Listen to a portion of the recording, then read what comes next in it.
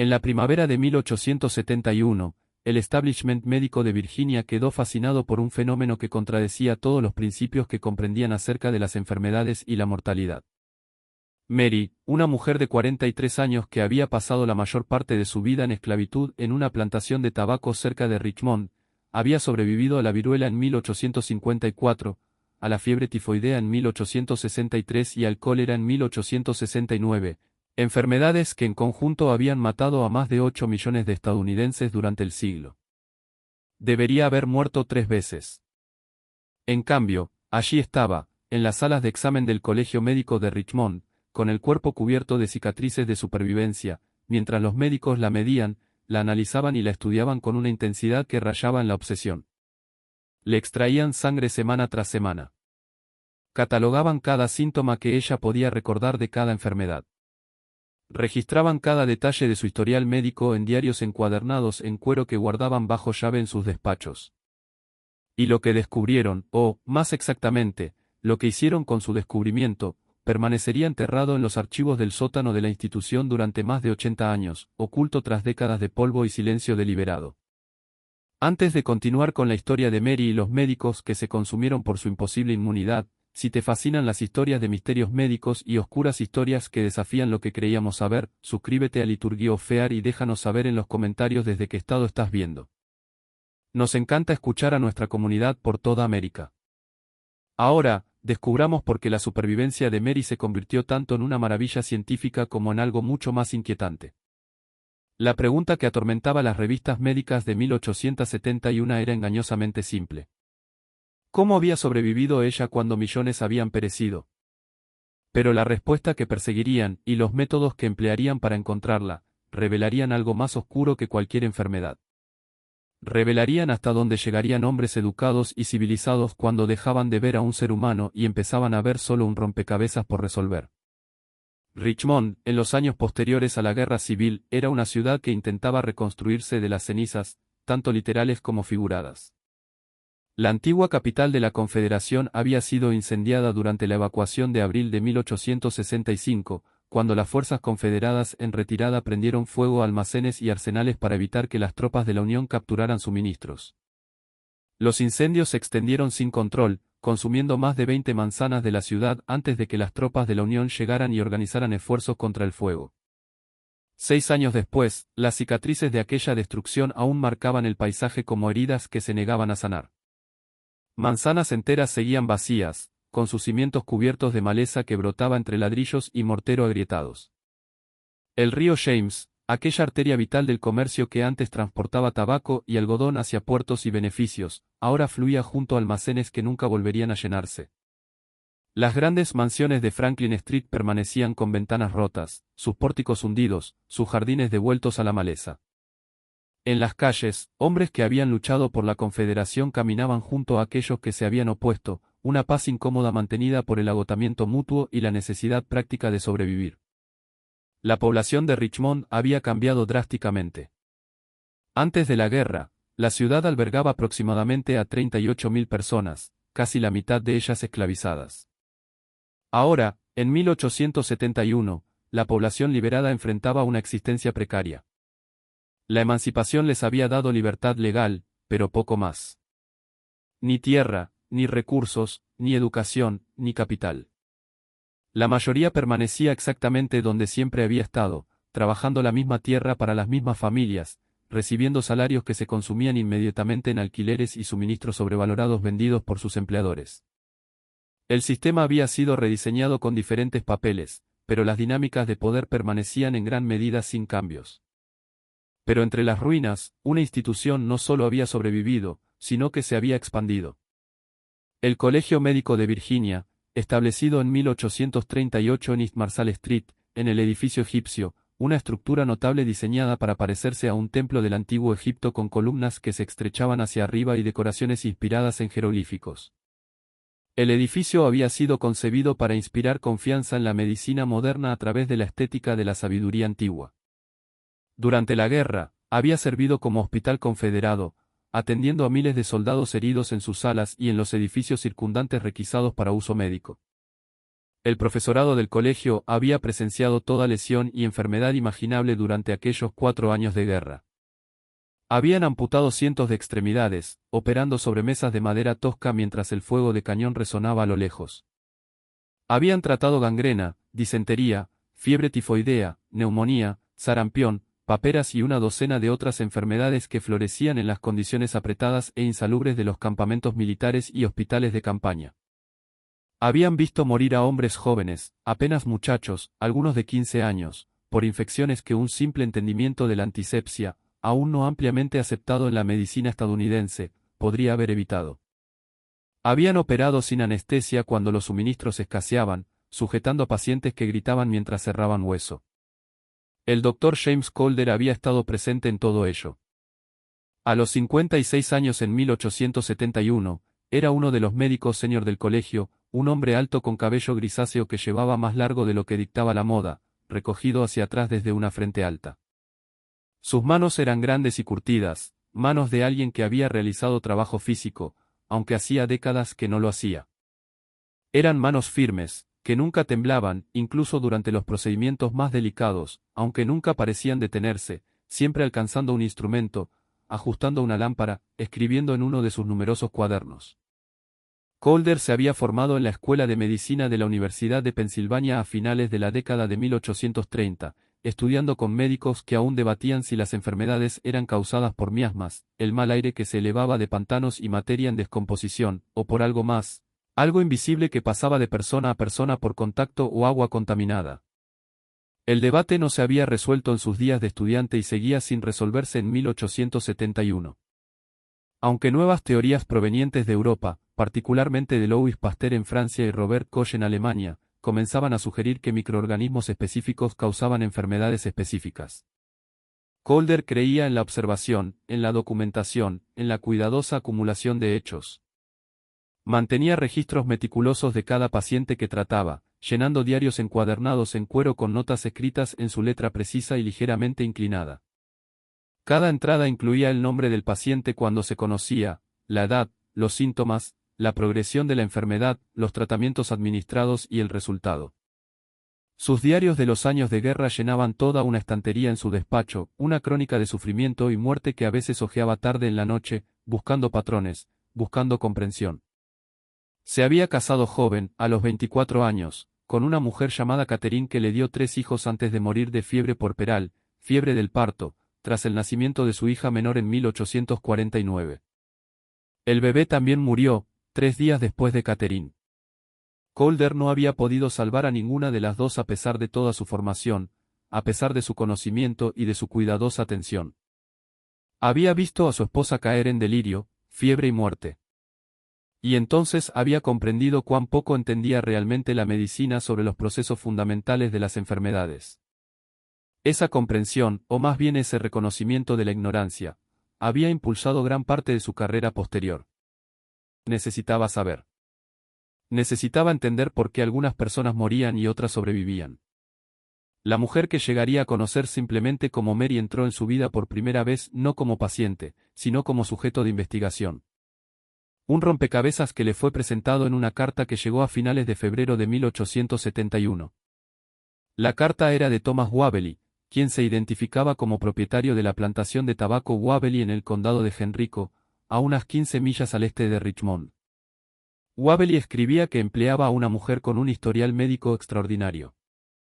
Había sobrevivido a 3 grandes enfermedades epidémicas en el transcurso de 17 años. Había oído que el colegio médico estaba interesado en estudiar la resistencia a las enfermedades y la inmunidad, y se preguntaba si los médicos del colegio desearían examinar a esta mujer. Estaba dispuesto a llevarla a Richmond para su estudio, aunque requeriría compensación por el tiempo de trabajo perdido. Calder leyó la carta 2 veces y de inmediato escribió una respuesta. Estaba intensamente interesado. Ofreció a Wavely $50, una suma considerable, casi 3 meses de salario para un trabajador, por el permiso para estudiar a la mujer durante varios meses. Wavely aceptó y se hicieron los arreglos. Calder no sabía nada sobre Mary más allá de lo que Wavely había escrito en su carta. No conocía su nombre completo. Wavely solo la había mencionado como Mary, sin apellido. No sabía si sabía leer o escribir, si tenía familia, que pensaba acerca de ser llevada a Richmond para ser estudiada por médicos blancos. Estas preguntas no se le ocurrieron, o si lo hicieron, le parecieron irrelevantes para el empeño científico. Ella era un sujeto, un caso de estudio, una oportunidad para aprender algo sobre los mecanismos de resistencia a las enfermedades que podría salvar innumerables vidas en el futuro. Sus sentimientos y experiencias personales eran incidentales a ese propósito mayor. Era una perspectiva que no resultaba extraordinaria entre los médicos de su tiempo y lugar. La recientemente terminada era de la esclavitud había acostumbrado a los estadounidenses blancos, particularmente a los sureños blancos, a tratar a las personas negras como objetos en lugar de sujetos, como cuerpos en lugar de personas. Incluso médicos que se oponían a la esclavitud por motivos políticos o morales a menudo compartían esta perspectiva fundamental cuando se trataba de investigación y educación médica. Los cuerpos de personas esclavizadas habían sido utilizados para disecciones anatómicas, para cirugías experimentales, para probar nuevos procedimientos médicos. J. Marion Sims, a menudo llamado el padre de la ginecología moderna, había desarrollado sus técnicas quirúrgicas operando a mujeres esclavizadas sin anestesia, creyendo que sentían menos dolor que las mujeres blancas. Su trabajo fue celebrado. No era una excepción. Calder habría insistido en que no albergaba mala voluntad hacia Mary, que la respetaba como ser humano, y en su propio entendimiento, esto era cierto. Pero su respeto existía solo en abstracto. Cuando se enfrentaba a la elección concreta entre el bienestar de Mary y su curiosidad científica, entre su autonomía y sus objetivos de investigación, el resultado nunca estuvo en duda. En una fría mañana de marzo de 1871, Thomas Waverly cargó a Mary en su carreta y la llevó a Richmond. El viaje en carreta tomó casi toda la mañana. Mary se sentó atrás, envuelta en un chal delgado contra el frío de marzo, observando cómo el campo iba dando paso gradualmente a la ciudad. Solo había estado en Richmond 3 veces en toda su vida. Una vez de niña, cuando el dueño de la plantación había llevado varios trabajadores para cargar compras del mercado una vez durante la guerra, cuando habían huido brevemente de la plantación ante la llegada de las tropas de la Unión y una vez hacía 2 años, para asistir al funeral de un primo lejano. Cada vez la ciudad le había parecido abrumadora. Tantos edificios juntos, tanta gente, el ruido, el olor y el movimiento constante. Tenía 43 años, aunque no estaba segura de la fecha exacta de su nacimiento. Su madre le había dicho que había nacido a finales del verano de 1828, pero si fue en agosto o septiembre, no lo sabía. No había habido nadie que registrara tales detalles para los niños esclavizados. Lo que importaba era si sobrevivirían a la infancia, si crecerían lo suficientemente fuertes para trabajar. Mary había sobrevivido y había crecido fuerte. Era de estatura media, con hombros y brazos poderosos por décadas de trabajo agrícola. Su rostro mostraba las inconfundibles cicatrices picadas de la viruela, y sus manos estaban callosas y marcadas por innumerables pequeñas lesiones. Cortes de las hojas de tabaco, quemaduras de fogones, la permanente mancha de los dedos por manipular tabaco fresco. Había nacido en una plantación del sur de Virginia, hija de una mujer llamada Ruth, que había muerto al dar a luz cuando Mary tenía 7 años. El bebé, un niño, también había muerto. El padre de Mary le habían dicho que se llamaba Samuel, un hombre de una plantación vecina, pero ella no tenía ningún recuerdo de haberlo conocido jamás. Tras la muerte de su madre, Mary había sido criada comunalmente por las otras mujeres de la plantación, durmiendo en sus cabañas, aprendiendo a trabajar junto a ellas en los campos de tabaco. Su vida había seguido los ritmos del cultivo del tabaco. Siembra en primavera cuando ya no había riesgo de heladas, el largo y caluroso verano de deshierde y eliminación de gusanos, recogiendo los gusanos cornudos de las plantas uno por uno, cosecha a finales del verano y en otoño. Luego el trabajo de invierno de deshojar y clasificar las hojas secas.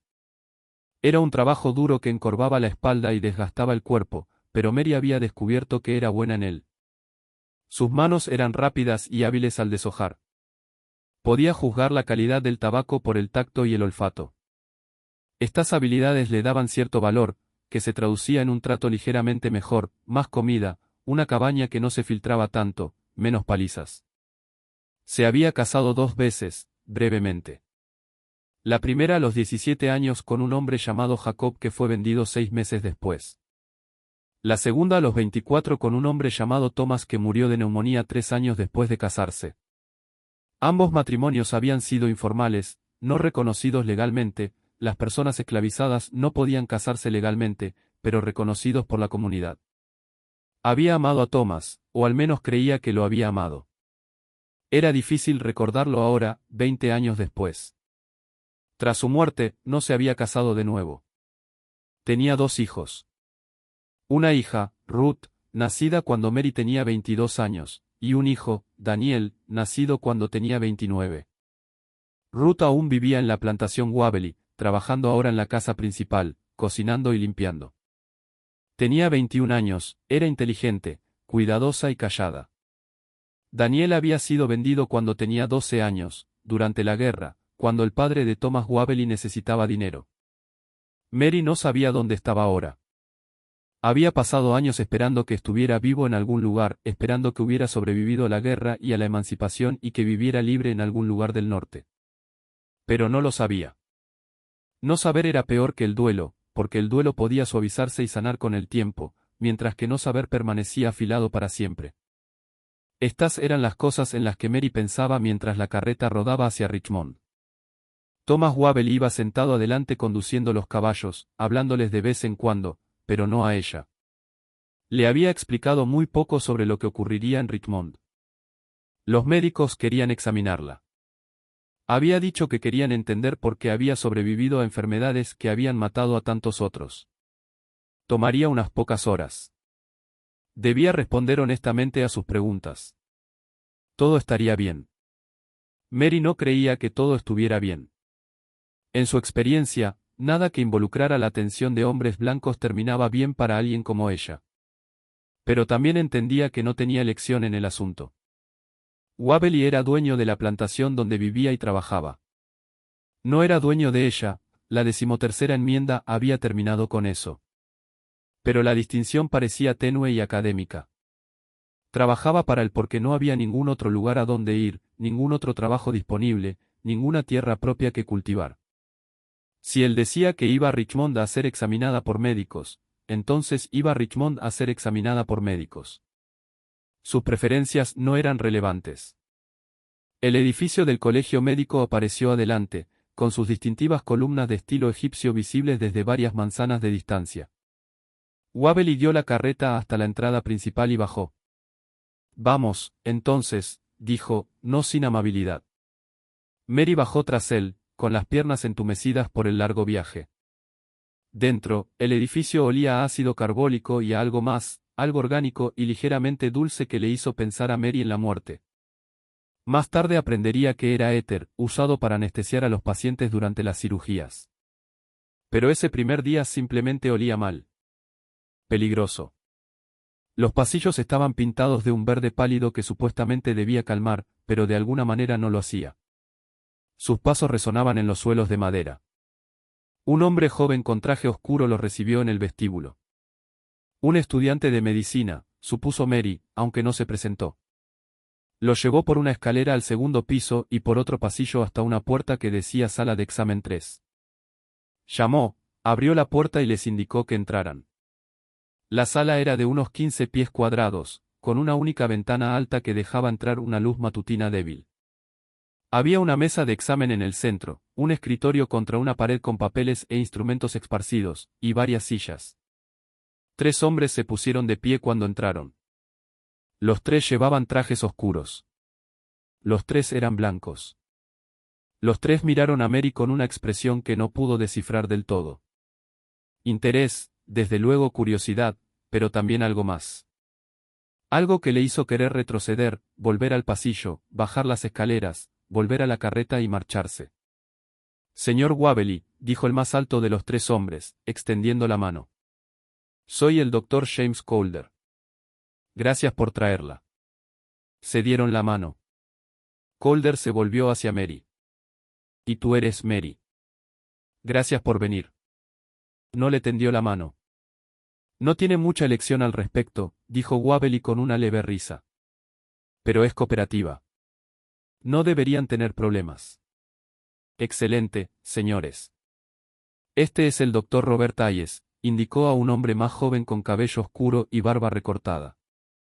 Y el Dr. William Marsall, el tercer hombre, quizá de poco más de 30 años, afeitado, con ojos pálidos que no parpadeaban con suficiente frecuencia. Realizaremos el examen juntos. Señor Wabely, puede esperar abajo. Esto tomará varias horas. Wabely asintió. De todos modos tengo asuntos en la ciudad. Volveré esta tarde, digamos alrededor de las 3. Eso debería ser suficiente. Wabely salió, cerrando la puerta tras de sí.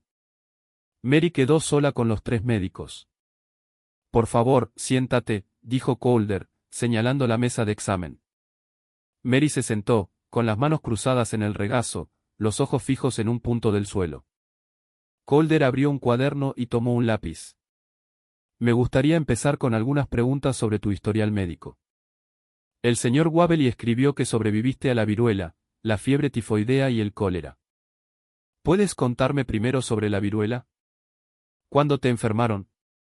Mary habló despacio, buscando en su memoria. Fue el año después de que vendieran a mi primer marido. Así que sería 1854, creo. Verano, quizás julio o agosto. ¿Cómo comenzó la enfermedad?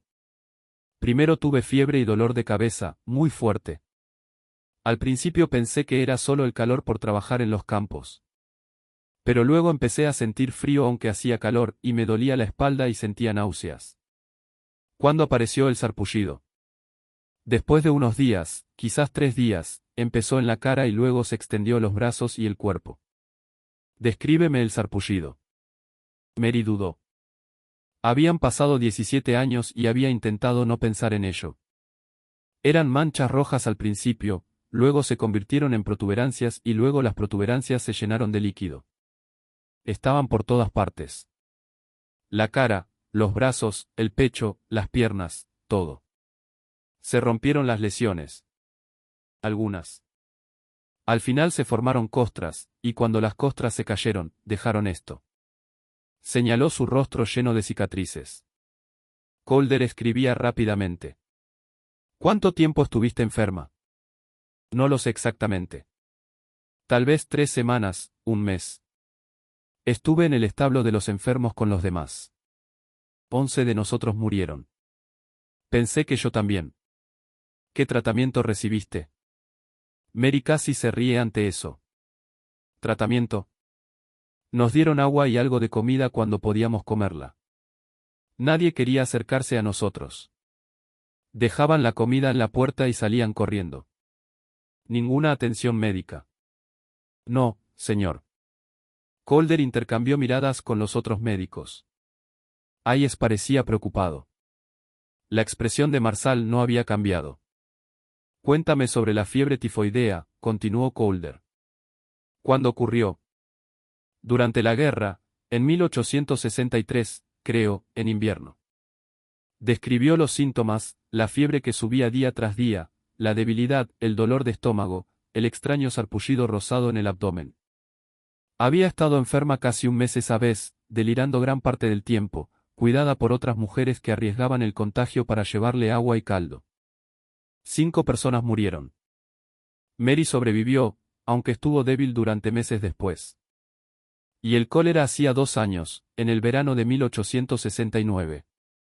Ese lo recordaba vívidamente. La terrible diarrea y los vómitos, los calambres en las piernas y el estómago, la sed que no podía saciarse. Su compañera de cabaña, Sarah, murió en sus brazos. Su piel se volvió grisácea azulada, los ojos hundidos. Mary había estado segura de que también moriría. Pero después de 2 días de agonía, los síntomas comenzaron a disminuir. Tras 5 días, estaba débil pero recuperándose. Después de 2 semanas, volvió al trabajo. Calder hizo más preguntas. ¿Alguien en su familia había sobrevivido a enfermedades similares? ¿Había tomado algún medicamento o remedio especial? ¿Había notado algo inusual en su salud en general? Mary respondió lo mejor que pudo. No. Nadie en su familia que ella supiera. Ningún medicamento especial. Su salud era generalmente buena. A veces tenía resfriados leves, problemas estomacales ocasionales, pero nada grave. Era fuerte. Sanaba rápidamente de cortes y heridas. Tras una hora de preguntas, Calder dejó el lápiz. Ahora necesitamos realizar un examen físico. Por favor, quítate el vestido y la ropa interior. Mary sabía que esto llegaría. Wavely la había advertido, pero saberlo no lo hacía más fácil. Sus manos temblaron ligeramente mientras se desabrochaba el vestido, una prenda de algodón marrón gastada que había sido remendada muchas veces. Se lo quitó y luego dudó. Todo, dijo Marsal. Su voz era plana, clínica. Necesitamos examinar la extensión completa de las cicatrices. Se desnudó por completo, de pie, desnuda en el centro de la habitación mientras los tres médicos la estudiaban como si fuera un espécimen en un frasco. Mantuvo la mirada baja, concentrándose en su respiración, intentando estar en otro lugar en su mente. Calder se acercó primero, rodeándola lentamente. No la tocó, solo miró, escribiendo ocasionalmente en su cuaderno. Cicatrices extensas consistentes con una infección grave de viruela, murmuró. ¿Aproximadamente cuántas dirías? 200 cicatrices visibles de viruela. 300 por lo menos, coincidió Marsal, concentradas en la cara, los brazos superiores, el pecho y la espalda, menos extensas en las piernas y las nalgas. Hayes se acercó con una cinta métrica. Necesito tomar algunas medidas, dijo en voz baja, y algo en su tono hizo que Mary lo mirara. Parecía incómodo, con el rostro ligeramente enrojecido. Midió su altura, la envergadura de sus brazos, la circunferencia de sus brazos superiores, muñecas, muslos. Trabajó rápido, eficientemente, sin mirarla a los ojos. Cuando terminó, retrocedió y escribió las medidas en un cuaderno separado. Marsal examinó su rostro de cerca, inclinándole la cabeza para captar la luz de la ventana. Sus dedos estaban fríos contra su mandíbula. Cicatrices faciales significativas, dijo. La enfermedad debió ser bastante grave. Me sorprende que sobreviviera. El hecho de que lo hiciera es precisamente por lo que nos interesa, dijo Calder. La examinaron durante otros 30 minutos, mirando sus ojos, sus oídos, su boca, comprobando sus reflejos, presionando su abdomen, escuchando su corazón y pulmones con un estetoscopio. Luego llegó la parte que Mary había estado temiendo. Necesitamos tomar una muestra de sangre, dijo Calder. Ya estaba preparando los instrumentos.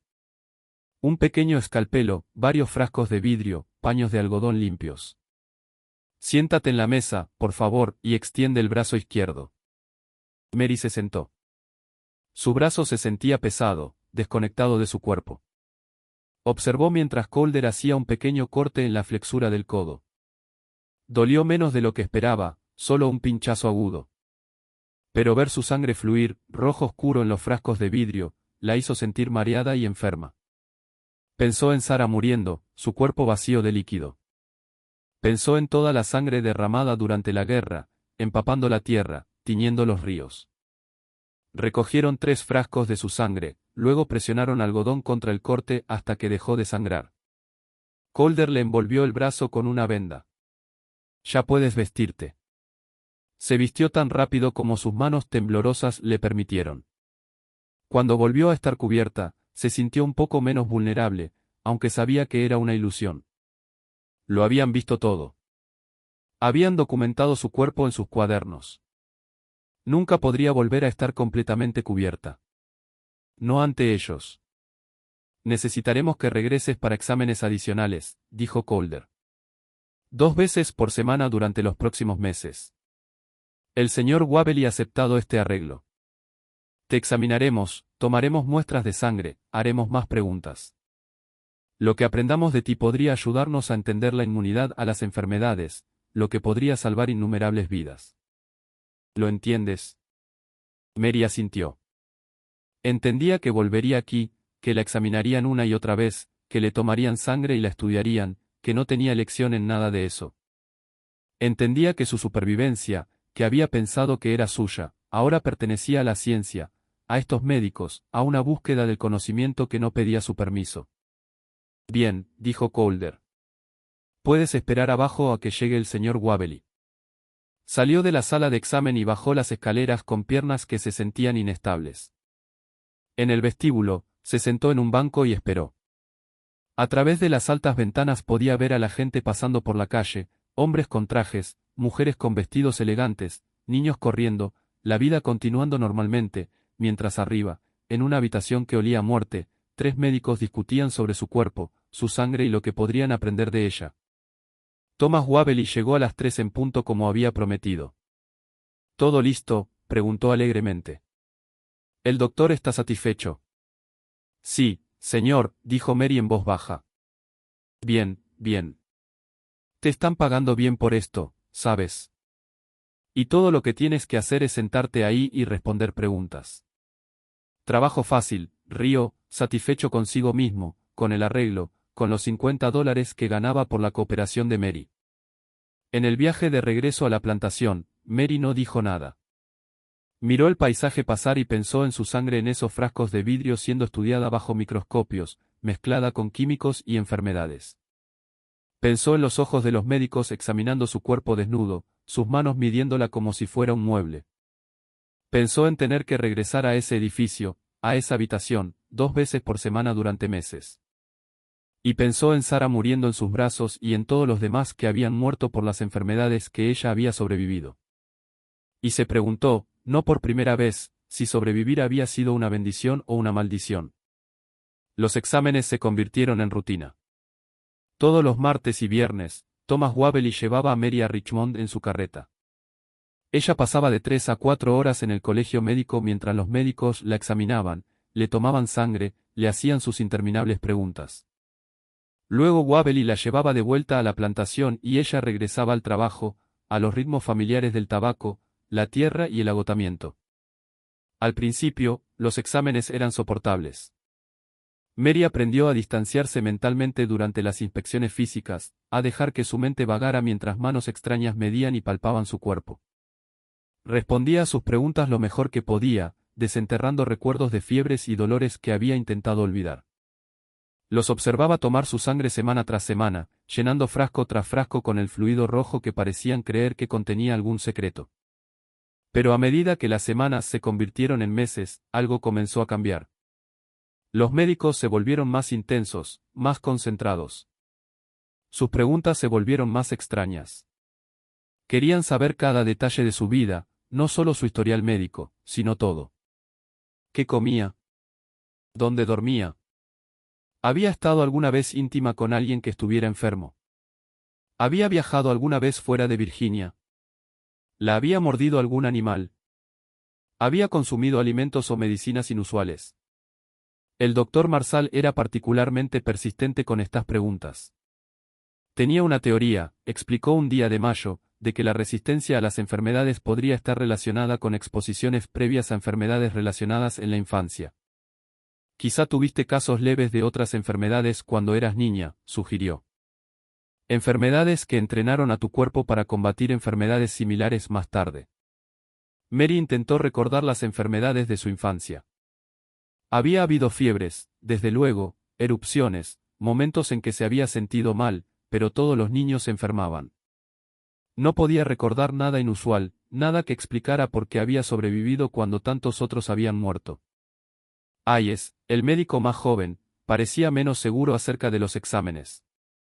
Mary notó que parecía incómodo cuando le pedían que se desnudara, que mantenía la mirada apartada cuando era posible, que sus mediciones eran rápidas y superficiales.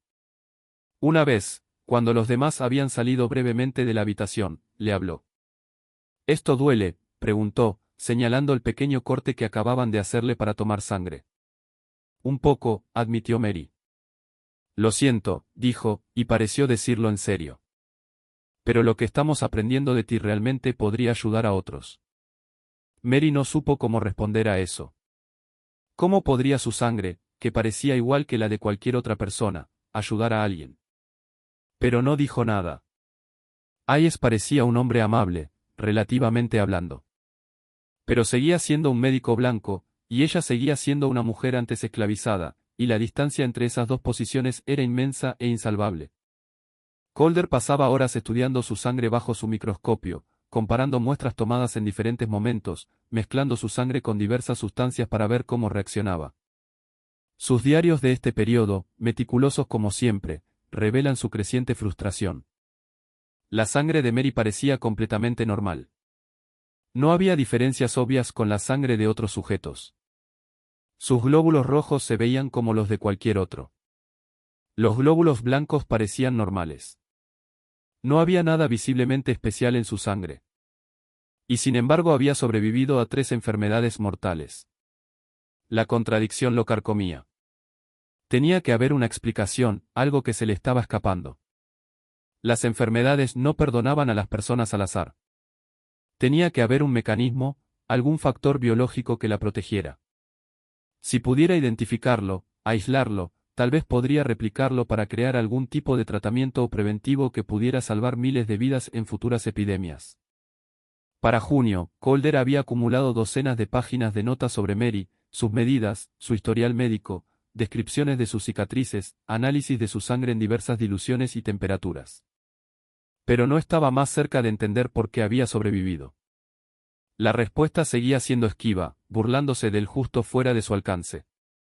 Fue durante este periodo cuando Mary comenzó a comprender la verdadera naturaleza de lo que estaba ocurriendo.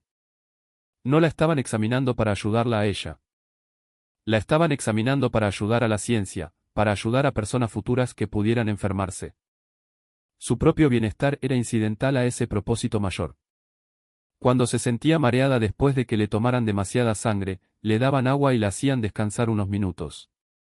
Pero no le tomaban menos sangre la siguiente vez. Cuando expresaba incomodidad o miedo, lo anotaban en sus diarios. La sujeto parece ansiosa, pero no cambiaban sus procedimientos. Sus sentimientos eran puntos de datos, nada más. Comenzó a temer los viajes 2 veces por semana a Richmond. Los lunes y jueves por la noche dormía mal, sabiendo lo que traería el día siguiente. Se quedaba tendida en su cabaña escuchando los sonidos de la plantación de noche, voces lejanas, perros ladrando, el viento en los árboles, y se preguntaba cuánto tiempo continuaría esto. Wabely había dicho unos pocos meses. Ya habían pasado 3 meses y no había señal de que los exámenes fueran a terminar. Habló sobre ello con su hija Ruth una tarde a finales de junio. Estaban sentadas afuera de la cabaña de Ruth, donde vivía con otras 2 mujeres que trabajaban en la casa principal. El sol se estaba poniendo, pintando el cielo en tonos de naranja y rosa. «Mamá, pareces cansada», dijo Ruth, estudiando el rostro de su madre. «¿Los médicos te están haciendo daño?» «No exactamente», dijo Mary. «Me toman sangre. Me examinan. Hacen preguntas. No duele mucho, pero se siente». Luchó por encontrar las palabras. «Se siente como si me estuvieran quitando pedazos, como si me estuviera haciendo más pequeña». Ruth frunció el ceño. «¿Puedes decirle al señor Wabely que no quieres ir más?» Mary rió con amargura. «Decírselo. Ruth, no puedo decirle nada. Le están pagando por esto. ¿Por qué iba a parar? Tal vez si tú explicaras explicar qué. Que no me gusta ser estudiada como un insecto bajo un cristal. Que estoy cansada de que hombres extraños examinen mi cuerpo desnudo. ¿Crees que eso le importaría?» Ruth se quedó callada un momento. Luego dijo: «Ojalá estuviera aquí papá. Él sabría qué hacer». Mary sintió una oleada de dolor al mencionar a Thomas, su segundo marido, muerto ahora hacía 16 años. «Tu papá era un buen hombre», dijo. «Pero incluso él no podría haber detenido esto. Así funciona el mundo, Ruth. Sobrevivimos lo mejor que podemos, y a veces sobrevivir significa soportar cosas que no queremos soportar. Eso no parece justo». «No», coincidió Mary. «No lo parece». A medida que avanzaba el verano, el calor en Richmond se volvió opresivo. La sala de examen en el segundo piso del colegio médico no tenía ventilación, y la única ventana hacía poco para aliviar el aire sofocante. Mary se sentaba en la mesa de examen, con el sudor corriendo por su espalda mientras los médicos realizaban sus pruebas. Parecían menos afectados por el calor, aunque notó que Hayes a veces se aflojaba el cuello de la camisa y que Calder ocasionalmente se secaba la frente con un pañuelo. En julio comenzaron una nueva serie de pruebas. Calder había obtenido muestras de diversos materiales de enfermedades. Sangre y fluidos de pacientes con fiebre tifoidea, cólera y otras enfermedades. Quería mezclar estas muestras con la sangre de Mary y observar qué ocurría bajo el microscopio. ¿Atacaría su sangre de alguna manera los materiales de la enfermedad? ¿Destruiría los organismos que causaban la enfermedad? Esto es completamente seguro, le aseguró a Mary cuando le explicó las pruebas. Estamos realizando estos experimentos en portaobjetos de vidrio bajo el microscopio. No se inyectará nada en tu cuerpo. Solo queremos ver si tu sangre tiene propiedades que destruyen los organismos de las enfermedades. Mary observó mientras le extraían 4 frascos completos de sangre ese día, más de los que jamás le habían tomado antes. Se sintió mareada después y tuvo que sentarse con la cabeza entre las rodillas durante varios minutos antes de poder ponerse de pie. Le dieron agua y un pedazo de pan y le dijeron que descansara. Después de 20 minutos, le dijeron que ya podía irse. En el viaje de regreso a la plantación en la carreta, se sintió débil y extraña. Le dolía la cabeza. El brazo donde la habían cortado le palpitaba con un dolor sordo. Se aferró al lateral de la carreta para estabilizarse, concentrándose en el camino adelante, intentando no vomitar. «¿Estás bien ahí atrás?», llamó Wavely desde el frente. «Sí, señor», mintió Mary. «Bien. Los médicos dicen que están haciendo un progreso real. Están satisfechos con tu cooperación. Sigue así y todo esto terminará pronto». Pero no sentía que fuera a terminar pronto. Sentía que continuaría para siempre. Un ciclo interminable de exámenes, extracciones de sangre y preguntas. Su cuerpo estudiado, medido y reducido a datos en diarios encuadernados en cuero. Esa noche, Mary desarrolló fiebre. Era leve, quizá 37,8 C, pero la asustó. No había estado enferma en 2 años, no desde el cólera. ¿Estaba esto relacionado con la sangre que le habían tomado? ¿La habían infectado de alguna manera con una de sus muestras de enfermedad? La fiebre cedió por la mañana y se sintió mejor. Pero el miedo permaneció. Se dio cuenta de que estaba completamente a merced de estos médicos, que podían hacerle cualquier cosa en nombre de la ciencia y ella no tendría ningún recurso. Si la enfermaban accidental o deliberadamente, ¿quién los haría responsables? Ciertamente no Thomas Wavely, que estaba recibiendo $50. Ciertamente no el colegio médico, que quería que la investigación continuara. Estaba completamente sola en esto, se dio cuenta, más sola incluso que durante la esclavitud, porque al menos entonces su cuerpo tenía algún valor para su dueño, alguna razón para ser protegido. Ahora no tenía valor excepto como fuente de datos. Su sufrimiento era aceptable, incluso necesario, para el avance del conocimiento. Y el verano apenas comenzaba. Para agosto, los experimentos del Dr. Calder con la sangre de Mary no habían producido más que frustración. Había mezclado su sangre con muestras de enfermedades a todas las temperaturas y concentraciones concebibles. Había comparado su sangre con muestras de docenas de otros sujetos.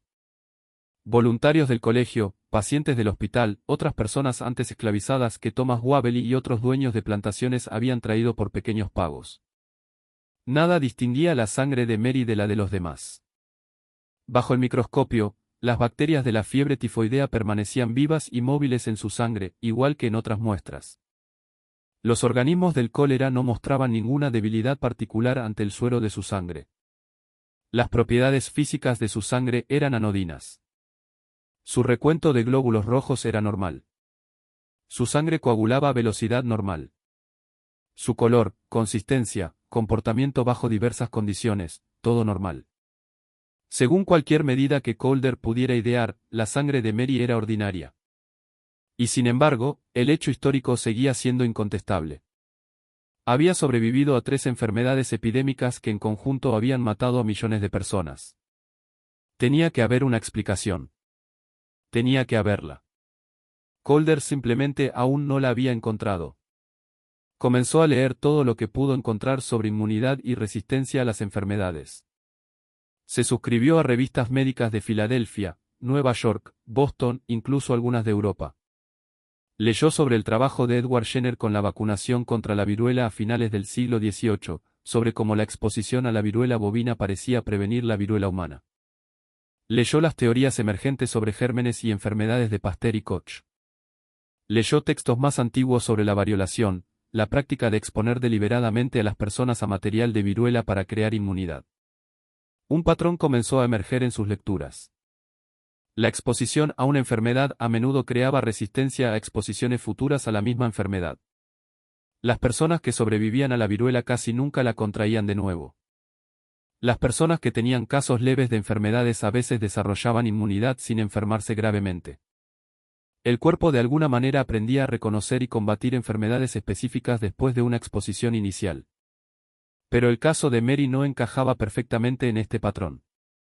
Había sobrevivido a 3 enfermedades diferentes, no a exposiciones repetidas a la misma, a menos que hubiera alguna conexión entre las enfermedades, o a menos que su cuerpo tuviera alguna capacidad general de lucha contra enfermedades que fuera más fuerte de lo normal.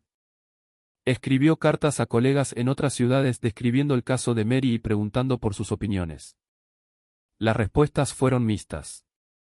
El doctor, aquí tienes la traducción completa al español de la continuación y el final del texto que proporcionaste.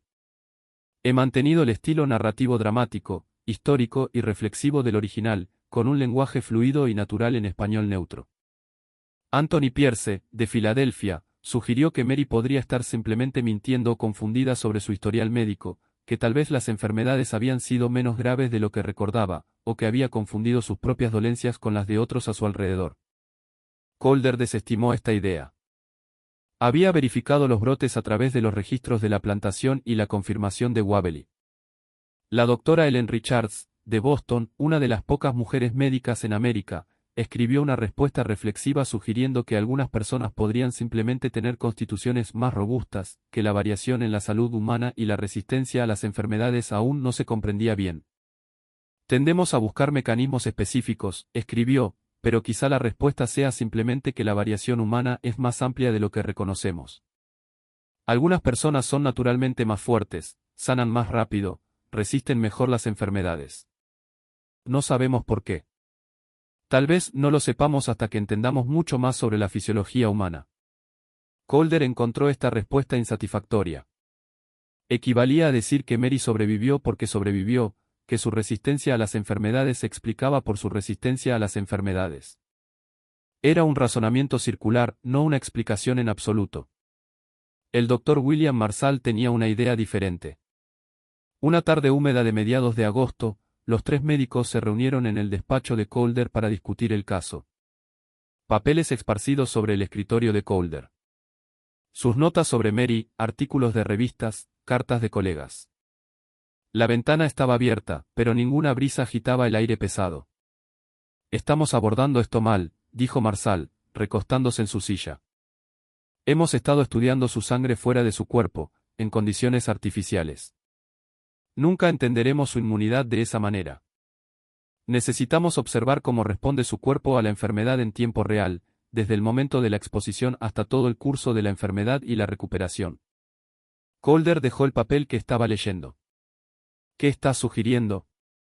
Sugiero que la expongamos deliberadamente a una enfermedad en condiciones controladas. Hubo un momento de silencio. Hayes, que había estado junto a la ventana, se dio la vuelta. ¿Quieres infectarla? Quiero realizar un experimento controlado, aclaró Marshall. Seleccionamos una enfermedad. La fiebre tifoidea sería ideal, ya que la sobrevivió una vez y teóricamente debería ser resistente. La exponemos a una dosis medida de bacterias tifoideas. La monitoreamos constantemente, documentamos cada etapa de la respuesta de su cuerpo. La tendremos en el hospital bajo supervisión médica las 24 horas. Cualquier síntoma que desarrolle será tratado inmediatamente. Y lo que aprendamos podría ser invaluable, o podríamos matarla, dijo Hayes sin rodeos. Ya sobrevivió a la tifoidea una vez. La probabilidad de supervivencia es alta, y le proporcionaremos mejores cuidados médicos que los que recibió en su primera infección. La dejaron en un establo con atención mínima. Esta vez tendrá monitoreo constante, hidratación adecuada, medicamentos. En realidad estará más segura que la primera vez. Calder guardó silencio, pensando. La propuesta lo inquietaba, pero no podía articular inmediatamente por qué. Deliberadamente infectaban a personas todo el tiempo con fines de vacunación. La variolación se había practicado durante décadas, exponiendo deliberadamente a las personas a pequeñas cantidades de material de viruela para crear inmunidad. Esto era diferente, ciertamente, porque no intentaban prevenir la enfermedad, sino estudiarla. Pero el principio era similar. Exposición controlada con un propósito beneficioso. Las preocupaciones éticas son sustanciales, dijo finalmente. Estoy de acuerdo, respondió Marsal, pero pésalas contra los beneficios potenciales. Si podemos entender el mecanismo de resistencia a las enfermedades, podríamos crear tratamientos o preventivos que salven miles de vidas en la próxima epidemia. El cólera mató a más de 20.000 personas en el último gran brote. La tifoidea mata a decenas de miles cada año. Si podemos aprender algo que prevenga aunque sea una fracción de esas muertes, no vale algún riesgo. Riesgo para ella, señaló Hayes. No para nosotros, no para los miles que podrían beneficiarse. Para una mujer que no tiene voz en el asunto. No tiene voz porque Waverly tiene autoridad legal sobre su empleo, dijo Marsal. Esa es la realidad de su situación. No estamos creando esa realidad. Estamos trabajando dentro de ella. Eso no la hace correcta. Lo correcto es una cuestión filosófica. Yo estoy interesado en cuestiones científicas. Calder levantó una mano antes de que la discusión escalara. Déjenme pensarlo. Es un paso significativo. Infectar deliberadamente a un sujeto humano. Necesito considerarlo con cuidado. Durante la semana siguiente, Calder no pudo pensar en otra cosa. Ponderó el conocimiento potencial contra el riesgo cierto para Mary. Pensó en los soldados que había visto morir durante la guerra, en los niños matados por escarlatina y difteria, en las mujeres muertas por fiebre puerperal. Pensó en su propia esposa e hija pequeña, muertas por una infección que no pudo prevenir ni tratar.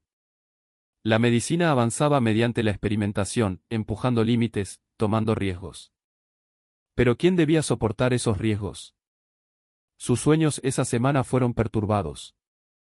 Soñó con Catherine muriendo, su piel ardiendo de fiebre mientras él permanecía impotente junto a su cama. Soñó con Mary desnuda en la sala de examen, su cuerpo cubierto de lesiones supurantes de viruela mientras él tomaba notas. Soñó con frascos llenos de sangre, filas y filas de ellos en el sótano del colegio, cada uno etiquetado con un nombre que no reconocía. Consultó a la administración del colegio. El decano, el Dr. Philip Somerset, era un hombre mayor que había dirigido la institución durante los años de guerra y estaba principalmente preocupado por su supervivencia financiera. Cuando Calder explicó el experimento propuesto, Somerset lo consideró un momento y luego preguntó: ¿Es suficiente legalmente el consentimiento de Waverly? Creo que sí. Está empleada por él, y aunque la esclavitud ha terminado, los precedentes legales respecto a la autoridad en el empleo son similares, y el valor científico potencial es sustancial. Si podemos aprender algo significativo sobre la inmunidad a las enfermedades, entonces procedan. Documenten todo con cuidado. Si van a tomar un riesgo como este, asegúrense de que la documentación sea lo suficientemente exhaustiva para justificarlo ante la posteridad. Calder salió de la reunión sintiéndose validado y perturbado a la vez. Somerset había dado permiso, pero también había reconocido que era un riesgo, algo que necesitaría justificarse ante generaciones futuras. Ese reconocimiento sugería duda, incertidumbre sobre si realmente estaba justificado. Pero Calder había tomado su decisión. En una mañana de martes a principios de septiembre, informó a Marsal y Hayes que aprobaba el experimento. Hayes protestó, pero fue anulado. Marsal comenzó inmediatamente los preparativos, obteniendo un cultivo fresco de bacterias tifoideas de un paciente hospitalizado actualmente con la enfermedad. No le dijeron a Mary lo que planeaban. Simplemente le pidieron que viniera un viernes en lugar del martes habitual. Y cuando llegó, le dijeron que se quedaría en el hospital para observación. ¿Por cuánto tiempo?, preguntó, con alarma evidente en su voz. Unos días, dijo Calder. Queremos monitorear tu salud de manera más intensiva. Estarás cómoda. Tendrás una habitación privada, comidas regulares, atención médica constante. Mary no les creyó. Sabía que algo era diferente, algo malo, pero también sabía que no tenía elección. Los dejó llevarla a una pequeña habitación en la sala del hospital, un espacio de quizá 3 por 4 metros con una sola cama, una silla, una mesa pequeña y una ventana que daba a East Marsal Street. Se sentó en la cama y esperó lo que fuera a suceder a continuación. El Dr. Calder y el Dr. Marsal entraron juntos en la habitación del hospital de Mary la mañana del viernes 8 de septiembre de 1871. Hayes no estaba con ellos. Había pedido ser excluido de este procedimiento en particular y Calder había accedido a regañadientes. A través de la ventana, Mary podía ver a la gente caminando por la calle abajo, ocupada en sus vidas normales, ajena a lo que estaba a punto de ocurrir en esa habitación. Mary, comenzó Calder, con tono mesurado y profesional. Hoy vamos a probar algo diferente. Basados en nuestros meses de estudio, creemos que exponerte a una pequeña cantidad de bacterias tifoideas en condiciones controladas nos ayudará a entender cómo tu cuerpo combate la enfermedad. Esta es una investigación importante que podría salvar muchas vidas. Mary lo miró fijamente, intentando procesar lo que decía. Van a hacerme enfermar. Su voz era tranquila, pero había un filo de incredulidad. Vamos a exponerte a la enfermedad, aclaró Marsal. Tu cuerpo puede que no se enferme en absoluto. Eso es parte de lo que intentamos aprender. Sobreviviste a la fiebre tifoidea antes, lo que sugiere que tu cuerpo ha desarrollado resistencia. Queremos observar si esa resistencia es completa o parcial y cómo responde tu cuerpo a la exposición. Si desarrollas síntomas, probablemente serán leves, y los trataremos inmediatamente. Estarás aquí en el hospital donde podemos monitorearte constantemente. Pero ¿y si? Comenzó Mary, y luego se detuvo. ¿Para qué hacer preguntas? Ya habían decidido. Lo veía en sus rostros, en la jeringa preparada sobre la mesa, en el cuaderno ya abierto en las manos de Calder. ¿Y si qué? La instó Calder suavemente. ¿Y si muero? Hubo una pausa. Sobreviviste a la tifoidea antes, dijo Marsal. No hay razón para pensar que esta vez sería diferente. De hecho, tendrás mejores cuidados esta vez que en tu primera infección. No quiero, dijo Mary. Lo dijo en voz baja, sin mucha esperanza, pero lo dijo. Calder pareció incómodo. La expresión de Marsal se endureció ligeramente. Mary, debes entender que esta investigación es más grande que cualquier individuo. El conocimiento que ganemos de este estudio podría ayudarnos a desarrollar tratamientos que salven miles de vidas. Tu contribución a la ciencia médica es valiosa. No quiero contribuir a la ciencia médica. Solo quiero ir a casa. El señor Wabely ha dado su consentimiento para este procedimiento, dijo Marsal, con un tono más agudo. Legalmente, eso es suficiente. Te lo estamos explicando por cortesía. Pero tu preferencia personal no es el factor determinante aquí. Y ahí estaba. La realidad que había sabido todo el tiempo, pero que quizás se había permitido olvidar durante los meses de exámenes que, aunque incómodos, habían parecido relativamente inofensivos. No era una persona tomando decisiones sobre su propio cuerpo, era un sujeto, un espécimen de investigación, y las decisiones sobre lo que le sucedía las tomaban otros. Por favor, dijo, un último intento, por favor no hagan esto. Calder apartó la mirada. Marsal no mostró reacción. Bebe esto, dijo Marsal, entregándole un vaso de agua. El agua había sido mezclada con bacterias tifoideas. Mary aún no lo sabía, no podía saberlo solo mirándola. Parecía clara, normal, inofensiva. Mary tomó el vaso con una mano que temblaba ligeramente. Lo miró, luego a los dos médicos que la observaban. Por un momento, consideró arrojar el vaso contra la pared, negarse, luchar. ¿Pero qué lograría eso? La obligarían eventualmente, o la castigarían de otras formas. La resistencia era inútil cuando no tenías poder. Bebió el agua. Tenía un sabor ligeramente amargo, pero no insoportable. Cuando el vaso estuvo vacío, lo dejó en la mesa junto a la cama. Bien, dijo Calder, anotando en su diario. Hora de exposición, 9:47 de la mañana, 8 de septiembre de 1871. Método. Consumo oral de cultivo tifoideo, aproximadamente 20 mililitros. La sujeto fue cooperativa. Hizo una pausa y añadió. La sujeto expresó reticencia pero cumplió tras la explicación. Mary se recostó en la cama. No había nada que hacer ahora más que esperar y ver si moriría en esa habitación, en ese hospital, bajo la observación de hombres que se preocupaban más por sus diarios que por su vida. Durante los primeros 2 días no pasó nada. Mary permaneció en su habitación del hospital, examinada cada 6 horas por uno de los médicos. Le tomaban la temperatura con un termómetro de vidrio que debía sostener bajo la lengua varios minutos. Comprobaban su pulso, contando los latidos mientras consultaban sus relojes de bolsillo. Le preguntaban cómo se sentía. Físicamente se sentía bien. Mentalmente estaba aterrorizada, esperando que comenzara la enfermedad. Comía las comidas que le traían, comida sencilla, pan y sopa, y ocasionalmente algo de carne, e intentaba dormir, aunque el sueño llegaba de forma intermitente. La cama era más cómoda que la de su cabaña, las sábanas más limpias, pero la comodidad no significaba nada cuando estabas esperando enfermarte gravemente. Calder vino a examinarla el viernes por la tarde. Aún sin síntomas, anotó. Temperatura normal en 36,9 C. Pulso normal. Sin quejas de dolor de cabeza, náuseas o malestar. ¿Debería haber síntomas ya?, preguntó Mary. La tifoidea tiene un periodo de incubación de 1 a 3 semanas típicamente, pero los síntomas a menudo comienzan antes con exposición directa a bacterias. Estamos en territorio desconocido aquí, dijo esto con naturalidad, como si la incertidumbre debiera interesarle tanto como a él. El sábado, Mary despertó sintiéndose caliente. Cuando Marshall vino a comprobar su temperatura a las 8 de la mañana, había subido a 37,3 C. Ligera fiebre, anotó. Monitoreemos de cerca. Para el sábado por la tarde, su temperatura era de 37,8 C. Para el domingo por la mañana, 38,6 C. La fiebre había comenzado. Con la fiebre vinieron otros síntomas. Un dolor de cabeza que empezó sordo y se intensificó gradualmente. Una debilidad en las extremidades que hacía agotador incluso sentarse.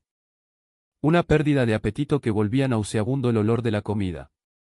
Marshall se sentó en la silla junto a su cama, escribiendo en su diario, documentando todo. Describe el dolor de cabeza, dijo el domingo por la tarde. La boca de Mary se sentía seca. Le habían estado dando agua constantemente, pero nunca parecía suficiente. Está detrás de mis ojos y en la parte posterior de la cabeza. Empeora cuando me muevo. En una escala de 1 a 10, ¿qué tan grave? No sabía cómo responder eso. ¿Cómo se medía el dolor numéricamente? 7, supuso. Náuseas, sí. Dolor abdominal. Algo. Aún no terrible. Marshall escribió varios minutos.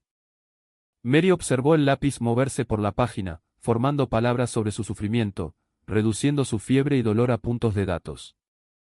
El lunes, su fiebre alcanzó los 39,4 C. El dolor de cabeza se convirtió en una presencia palpitante constante. Desarrolló calambres abdominales que la hicieron acurrucarse de lado en la cama. Le dieron láudano para el dolor, lo que ayudó algo, pero también hizo sus pensamientos borrosos y confusos. Calder y Hayes vinieron a examinarla el lunes por la tarde. Hayes parecía preocupado mientras comprobaba su pulso y escuchaba su corazón. Su latido es rápido. Se está deshidratando a pesar de nuestros esfuerzos. Aumenten los fluidos, ordenó Calder. Necesitamos mantenerla hidratada. Eso es crucial. ¿Hasta qué punto podemos dejar que suba la fiebre antes de intervenir más agresivamente?, preguntó Hayes. Monitorearemos. Si llega a 41,1 C, tomaremos medidas para bajarla. Por ahora, observamos. Por ahora, observamos, repitió Hayes, y había algo amargo en su tono. Mientras ella sufre. Ya sobrevivió a esta enfermedad antes, le recordó Marshall. La sobrevivirá de nuevo. Solo necesitamos documentar el proceso. Pero tendida en la cama, ardiendo de fiebre, Mary no estaba segura de que sobreviviría. Recordaba su primer episodio de tifoidea durante la guerra, las semanas de delirio, la certeza de que se estaba muriendo. Había sobrevivido esa vez por pura casualidad y terquedad. Pero la casualidad podría no favorecerla 2 veces. El martes, su fiebre subió a 40 C. Se volvió delirante, llamando a nombres de personas muertas hacía mucho. Llamó a su madre, muerta hacía 36 años. Llamó a Thomas, su segundo marido, muerto hacía 16 años. Llamó a Sara, su compañera de cabaña, que había muerto de cólera en sus brazos. Los médicos anotaron esto en sus diarios. La sujeto experimenta delirio, hablando incoherentemente a individuos fallecidos. El miércoles fue peor. Su fiebre alcanzó los 40,6 C. El característico sarpullido rosado de la tifoidea apareció en su abdomen. Alternaba entre escalofríos violentos y arder, arrojando las mantas y luego pidiéndolas momentos después. No podía retener comida, apenas podía sorber agua sin vomitar. Hayes confrontó a Marsal esa tarde en el despacho de Calder. Esto ha ido demasiado lejos, dijo, con voz tensa por la ira contenida. Tenemos que parar esto. ¿Parar qué?, exigió Marsal. La enfermedad está siguiendo su curso. ¿Qué quieres que hagamos? ¿Sangrarla como si fuera 1771 en lugar de 1871? Le estamos dando los mejores cuidados disponibles. Fluidos constantes. Láudano para el dolor. Monitoreó. Ahora esperamos y documentamos. La infectamos deliberadamente. La enfermamos así por el avance del conocimiento médico, replicó Hayes. ¿Cuántas víctimas de tifoidea has visto morir, Hayes? Yo he visto cientos. Vi morir a mi esposa por ella. Si podemos aprender algo de esto que nos ayude a prevenir esas muertes, entonces sí, vale que una mujer esté enferma unas semanas. ¿Y si no sobrevive? Lo hará. Ya sobrevivió antes. No lo sabes. Estás apostando con su vida. Toda la medicina es una apuesta, dijo Marsal fríamente. Cada cirugía, cada tratamiento, cada nueva técnica, todo es riesgo equilibrado contra beneficio potencial. Esto no es diferente. Es completamente diferente, insistió Hayes. En cirugía, intentamos ayudar al paciente frente a nosotros. Aquí, la estamos dañando deliberadamente para ayudar potencialmente a pacientes teóricos futuros. Basta, interrumpió Calder. La decisión está tomada. Procedemos. Hayes salió del despacho sin decir otra palabra. Esa noche, se sentó con Mary durante su turno, observándola agitarse y dar vueltas en delirio febril. Murmuraba algo que no podía descifrar del todo, fragmentos de frases sin sentido. Humedeció un paño con agua fría y lo colocó en su frente, aunque sabía que haría poco para bajar su temperatura. Lo siento, dijo en voz baja, aunque probablemente no podía oírlo. Esto no debería haber pasado. Justo cuando pensábamos que la situación no podía volverse más grave, ocurre algo inesperado. Si estás invertido en la historia de Mary, dale like y suscríbete para apoyar contenido que saca a la luz historias olvidadas. Comparte esto con alguien que aprecia historias verdaderas oscuras. Ahora, veamos qué pasa cuando la fiebre alcanza su punto máximo. El jueves por la mañana, 14 de septiembre, 6 días después de la infección, la fiebre de Mary alcanzó su punto más alto. 40,9 C. Su piel estaba caliente y seca al tacto. Su pulso era rápido y débil. Apenas estaba consciente, respondiendo solo mínimamente a preguntas o estímulos. Calder decidió aplicar compresas frías para intentar bajar la fiebre. Empaparon paños en agua fría y los colocaron en su frente, cuello, muñecas. La esponjaron con agua fría una y otra vez, intentando bajar su temperatura por enfriamiento evaporativo. Era una de las pocas intervenciones disponibles para ellos. Para el jueves por la tarde, su fiebre había bajado ligeramente a 40,1 C. Para el viernes por la mañana, era 39,9 C. La crisis parecía estar pasando, aunque seguía muy enferma. El sábado 16 de septiembre, 8 días después de la infección, la fiebre de Mary rompió. Despertó por la mañana lúcida por primera vez en días, pidiendo comida. Su temperatura había bajado a 37,8 C. Para la tarde, era 37,3 C. Su cuerpo estaba ganando la batalla. Marsal estaba eufórico. ¿Lo ves?, le dijo a Hayes. Su cuerpo la combatió igual que antes. Estos son datos sin precedentes. Hemos documentado todo el curso de la enfermedad desde el momento de la exposición. Tenemos lecturas de temperatura cada 6 horas, observaciones del desarrollo de síntomas, notas sobre la respuesta de su cuerpo en cada etapa. Esto es invaluable. Pero Calder, examinando a Mary el sábado por la tarde, se sintió inquieto. Había sobrevivido, sí, pero el costo había sido enorme. Había perdido al menos 4,5 kilos. Su rostro estaba demacrado, sus brazos delgados. Estaba tan débil que apenas podía sentarse sin ayuda. Y esto era de una enfermedad que le habían dado deliberadamente en un entorno controlado con supervisión médica. ¿Y si algo hubiera salido mal? ¿Y si su fiebre hubiera subido más allá de lo que el cuerpo humano podía soportar? La habrían matado por datos que, al final, les decían poco más de lo que ya sabían. Que el cuerpo de Mary podía combatir la fiebre tifoidea. ¿Cuál fue el punto?, le preguntó a Marsal más tarde esa noche. ¿Qué aprendimos que justificara esto? Marsal pareció sorprendido por la pregunta. Aprendimos cómo funciona su respuesta inmune. Documentamos su tiempo de recuperación. Observamos la progresión de síntomas en alguien con exposición previa a la enfermedad. Podemos comparar estos datos con otros casos de tifoidea, buscar patrones, intentar entender los mecanismos de inmunidad. No aprendimos nada que no pudiéramos haber aprendido examinando pacientes de tifoidea que se enfermaron naturalmente, dijo Calder en voz baja. Causamos sufrimiento inmenso deliberadamente por datos que podríamos haber obtenido sin infectar a nadie deliberadamente. La expresión de Marsal se endureció. Si estás desarrollando una conciencia sobre esto, doctor, es un poco tarde. Lo hecho está, y los datos son valiosos te guste o no. Calder no tuvo respuesta para eso. Marsal tenía razón, en cierto sentido. Era demasiado tarde para la conciencia. Ya lo habían hecho. La pregunta ahora era qué harían con el conocimiento obtenido y si alguna vez justificaría realmente lo que le habían hecho pasar a Mary. Mary permaneció en el hospital 3 semanas en total.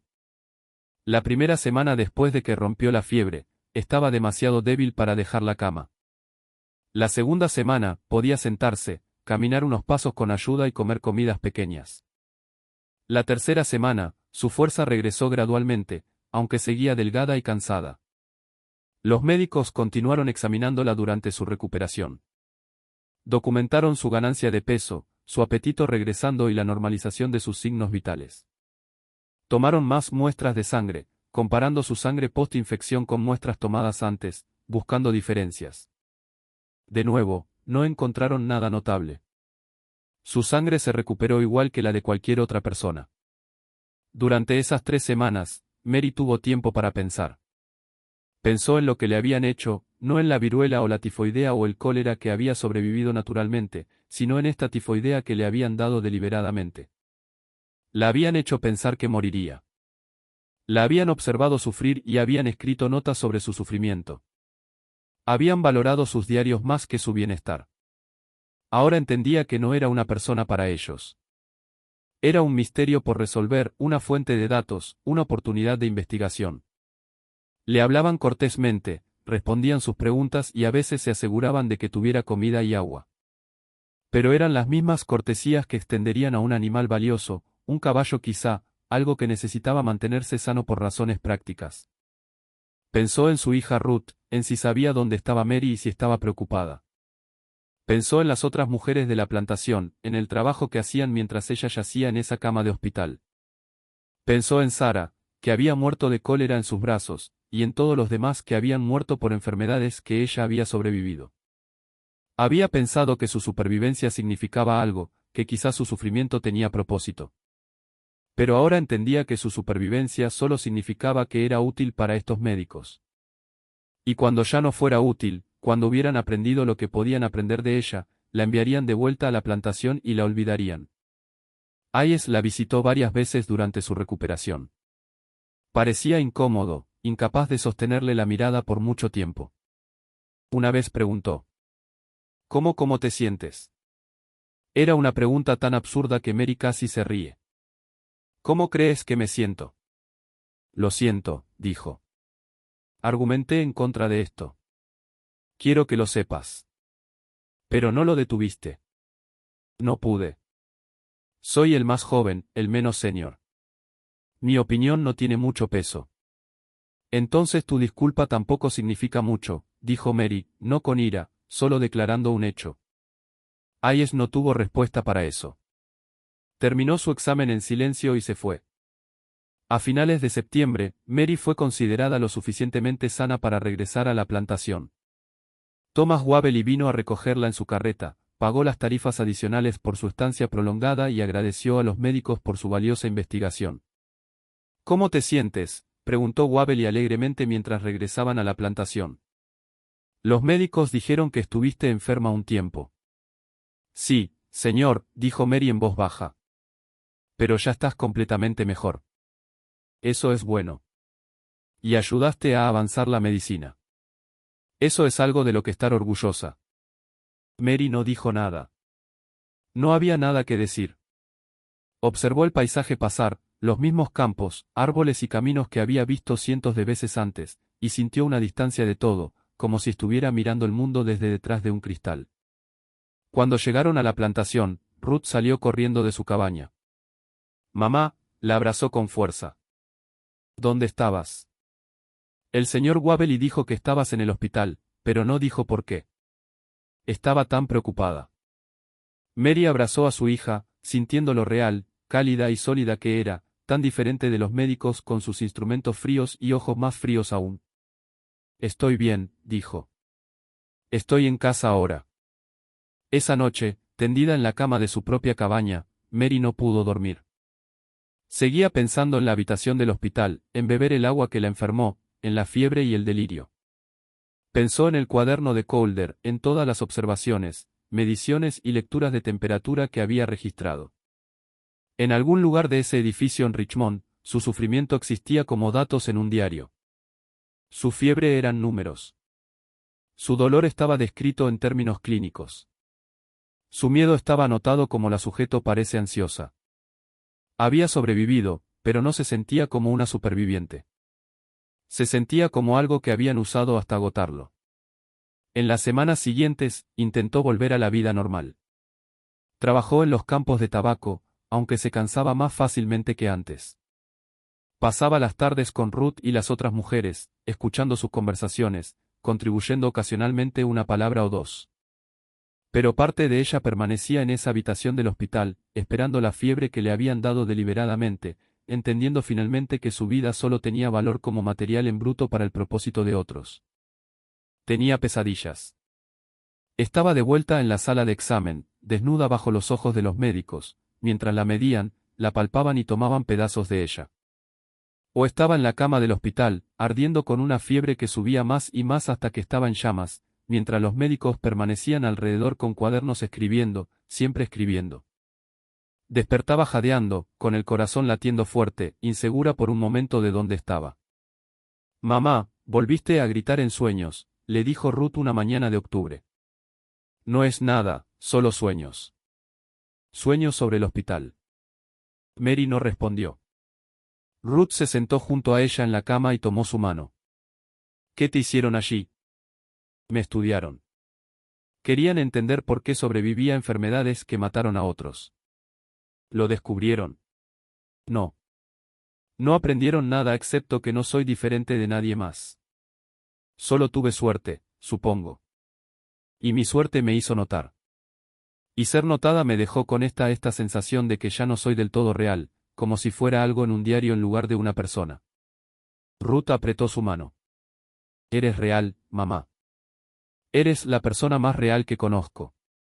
Mary quería creerlo, pero no estaba segura de hacerlo. La vida continuó. Los días se convirtieron en semanas. Las semanas en meses. Los meses en años. Mary trabajó los campos de tabaco, sobrevivió a las estaciones y envejeció. Los médicos de Richmond no volvieron a contactarla. Los exámenes terminaron. Ya no era útil para ellos. Supuso que habían obtenido lo que querían, sus datos, sus observaciones, sus diarios llenos de notas sobre su imposible supervivencia. Intentó no pensar en esos meses de 1871, pero los recuerdos surgían en momentos inesperados. Cuando tenía fiebre por un resfriado leve y entraba en pánico brevemente pensando en la tifoidea. Cuando pasaba por el edificio egipcio en Richmond en uno de sus raros viajes a la ciudad.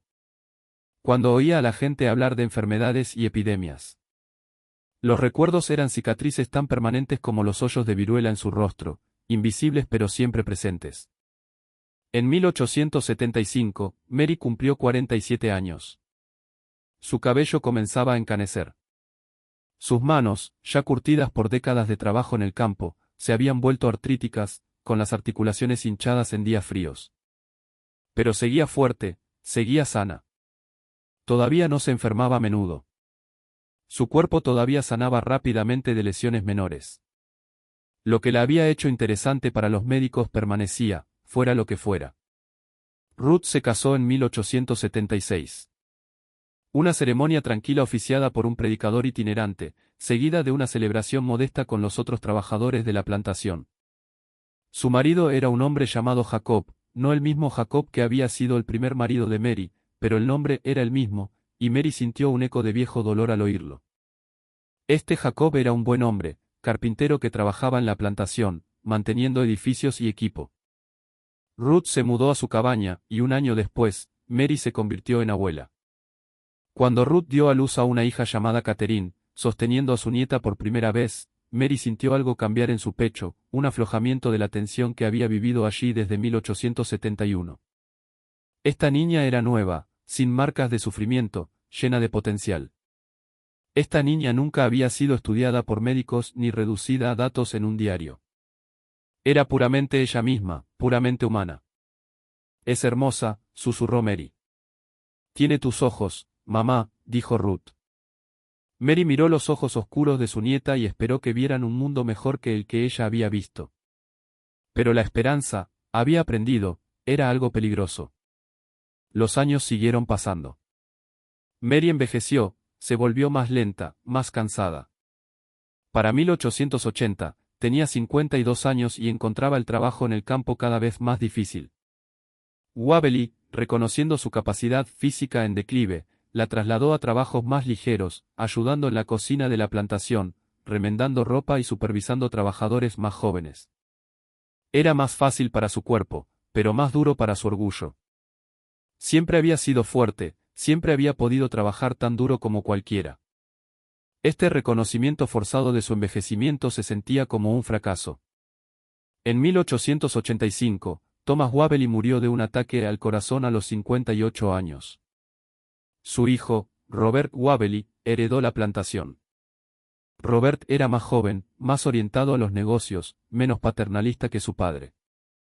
Veía a los trabajadores más puramente como recursos laborales, menos como personas por las que tuviera alguna responsabilidad. Las condiciones en la plantación empeoraron gradualmente. Los salarios se redujeron, las raciones disminuyeron y las reparaciones de vivienda se descuidaron. Mary, ahora de 57 años, se encontró pensando más en el pasado. Pensó en su madre, a quien apenas recordaba. Pensó en sus maridos, ambos muertos hacía décadas. Pensó en su hijo Daniel, vendido durante la guerra, su destino desconocido. Pensó en las enfermedades que había sobrevivido y en la que le habían dado deliberadamente. Una tarde de 1887, sentada fuera de su cabaña viendo la puesta de sol, Mary intentó darle sentido a su vida. Había sobrevivido tanto. Esclavitud, enfermedades, pérdidas, traición por parte de médicos que habían usado su cuerpo para sus propósitos. Había sobrevivido a la mayoría de las personas que había conocido en su juventud. Había visto el mundo cambiar de la esclavitud a una libertad nominal que se sentía muy parecida a la servidumbre. Había sufrido, soportado y sobrevivido. ¿Pero qué significaba sobrevivir? ¿Era victoria o simplemente la ausencia de muerte? Había sobrevivido a la viruela, la tifoidea, el cólera. Pero Sarah había muerto. Thomas había muerto. 11 personas en ese establo en 1854 habían muerto. ¿Por qué ellos y no ella? Los médicos habían intentado descubrirlo y habían fallado. No había explicación, ni razón, ni propósito. Simplemente había vivido mientras otros morían, y su vivir se había convertido en algo para que otros lo estudiaran y usaran. Ruth la encontró allí una hora después, aún mirando el cielo oscurecerse. Mamá, ¿estás bien? Estoy bien, solo pensando. ¿En qué? En si mi vida ha significado algo. Ruth se sentó a su lado. Criaste a mí. Estás ahí para tu nieta. Has sobrevivido a cosas que habrían matado a la mayoría de la gente. Tu vida significa mucho. Los médicos no lo pensaron así. Para ellos, mi vida solo importaba como algo para estudiar. Los médicos estaban equivocados, dijo Ruth con firmeza. Eres más que lo que escribieron en sus diarios. Mary quería creerlo. Algunos días podía. Otros días se sentía como nada más que una colección de puntos de datos, un rompecabezas que nunca se resolvió, un misterio que había resultado decepcionantemente ordinario. En 1891, Mary cumplió 63 años. Era vieja según los estándares de su tiempo y lugar, mayor que la mayoría de las personas nacidas en esclavitud vivían para serlo. Su cuerpo fallaba gradualmente. Su artritis había empeorado, su vista se oscurecía, su oído se desvanecía. Ya no podía trabajar ni siquiera en tareas ligeras y estaba esencialmente jubilada, apoyada por Ruth y Jacob, que compartían su comida y le dieron una pequeña habitación en su cabaña ampliada. Pasaba los días sentada afuera cuando el clima lo permitía, observando a su nieta Catherine, ahora de 15 años y hermosa, hacer su trabajo. Dormitaba a menudo, sus sueños mezclando memoria e imaginación hasta que no siempre estaba segura de cuál era cuál. Pensaba en la muerte ocasionalmente sin miedo. Había enfrentado la muerte tantas veces que se había vuelto familiar, casi amistosa. En el verano de 1892, ocurrió algo inesperado. Llegó una carta a la plantación dirigida a Mary. Las cartas casi nunca llegaban para los trabajadores. La mayoría ni siquiera sabía leer. Y Robert Wavely se sorprendió lo suficiente como para llevarla él mismo a la cabaña de Ruth. Una carta para Mary, dijo, entregándosela a Ruth. De Richmond, parece del Colegio Médico de Virginia. Ruth le agradeció y esperó hasta que se fue antes de abrirla. Mary no sabía leer, pero Ruth sí. Había aprendido de Catherine, su hija, que había sido enseñada por un maestro itinerante que pasó unos meses en la plantación a mediados de la década de 1880. Ruth leyó la carta en voz alta. Era del doctor Robert Hayes. Querida Mary, espero que esta carta te encuentre bien. He pensado en ti a menudo a lo largo de los años desde nuestro trabajo juntos en el colegio médico. Te escribo ahora porque creo que mereces saber qué pasó con la investigación que realizamos y ofrecer una explicación, por inadecuada que sea, de lo que hicimos. Primero, debo decirte que el experimento de infección deliberada que realizamos en 1871 no produjo insights científicos significativos. No aprendimos nada de hacerte enfermar que no pudiéramos haber aprendido observando casos naturales de fiebre tifoidea. El Dr. Calder y yo llegamos a reconocer esto en los años siguientes al experimento. El sufrimiento que te causamos no estuvo justificado por el conocimiento obtenido. Segundo, quiero que sepas que he vivido con remordimiento por mi participación en ese experimento durante los últimos 21 años. Aunque argumenté en contra en su momento, no hice lo suficiente para detenerlo. Continué participando en tus cuidados incluso creyendo que el experimento estaba mal. Por esto estoy profundamente arrepentido. Tercero, quiero informarte que el Dr. James Calder murió en 1889 de neumonía. Antes de su muerte, expresó remordimientos similares sobre el experimento. Había esperado escribirte el mismo, pero nunca lo hizo. El Dr. William Marshall dejó Richmond en 1874 y ahora ejerce en Baltimore. No he estado en contacto con él. Finalmente, quiero que sepas que fuiste más que un sujeto de investigación para mí, aunque fallé en tratarte como tal en ese momento. Fuiste una persona que había sobrevivido a circunstancias extraordinarias, que mostró una fuerza y resiliencia notables.